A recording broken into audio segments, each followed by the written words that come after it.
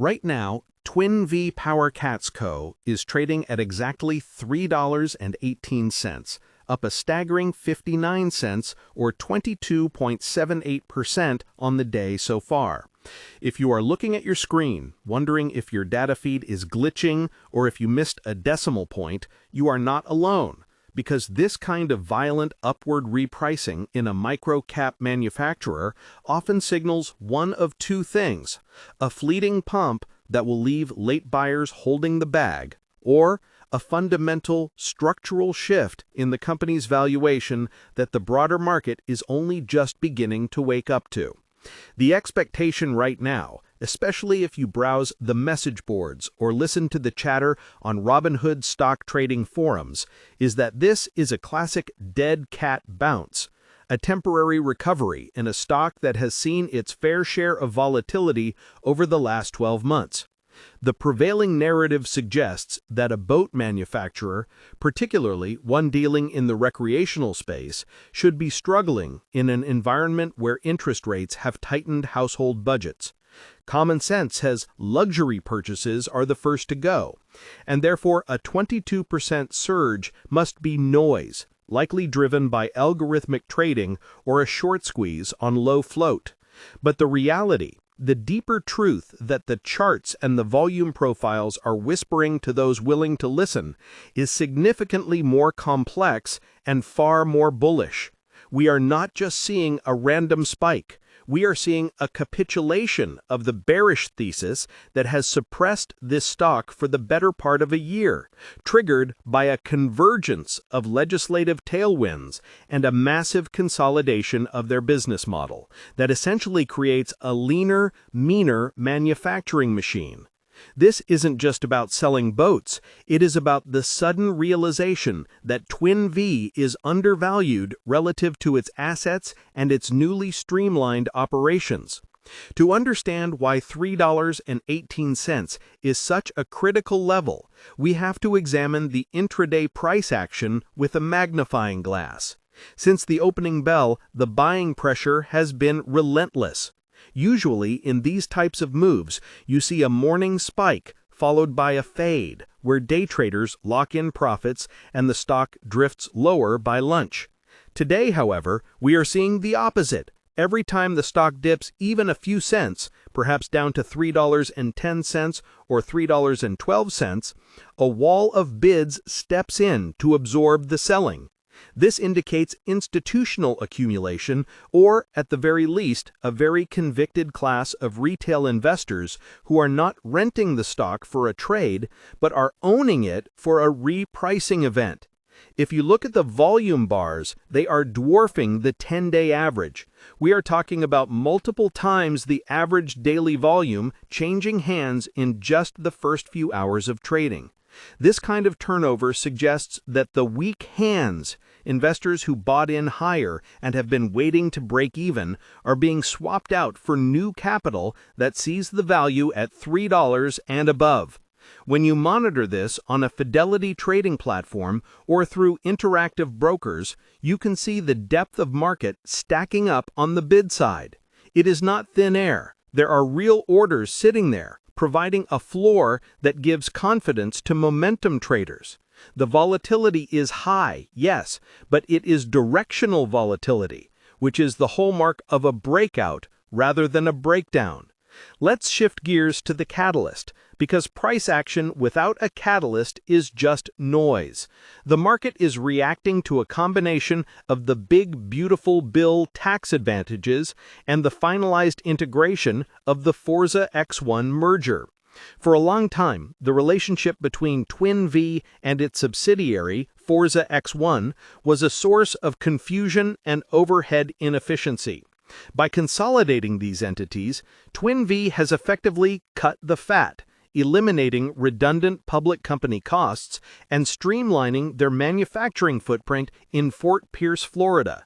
Investors love clarity, and they love cost-cutting. But the bigger story, the one that makes this feel like the early days of Tesla stock for the marine industry, is the electric transition. For years, the skeptical take was that electric boats were a gimmick, Range anxiety on the water is far more terrifying than range anxiety on the highway. However, the technology has matured, and more importantly, the government incentives have aligned. The Big Beautiful Bill referenced in recent financial disclosures appears to be providing significant tax credits for domestic manufacturing of eco-friendly marine vessels. This acts as a direct subsidy to Twin Vee's bottom line, effectively boosting their margins on every hull they lay down. When you combine improved margins with a 22% jump in the stock price, you create a feedback loop where a higher stock price validates the strategy, allowing the company to raise capital more efficiently if needed, or simply command more respect from suppliers and dealers. It is also worth noting the broader sector rotation. For the last few years, money has poured blindly into big tech.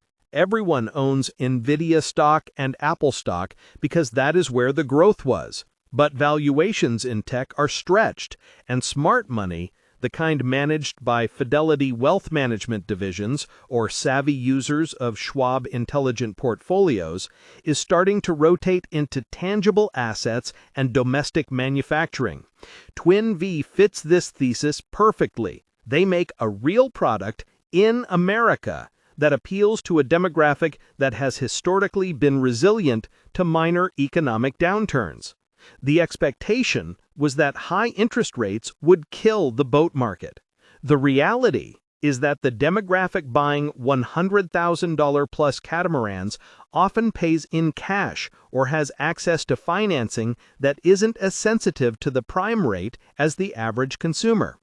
Furthermore, the shift to the Bahama Boat Works brand has moved Twin Vee up market. They aren't just selling entry-level skiffs anymore, they're competing in the premium offshore segment where margins are fatter and brand loyalty is fiercer. Now, consider the retail investor landscape. Platforms like Robinhood and SoFi have democratized access to these types of plays. 10 years ago, you would have needed a high net worth broker to even pitch you a stock like VEE. Now, anyone with a smartphone can engage in online investing and take a position. This liquidity is a double-edged sword.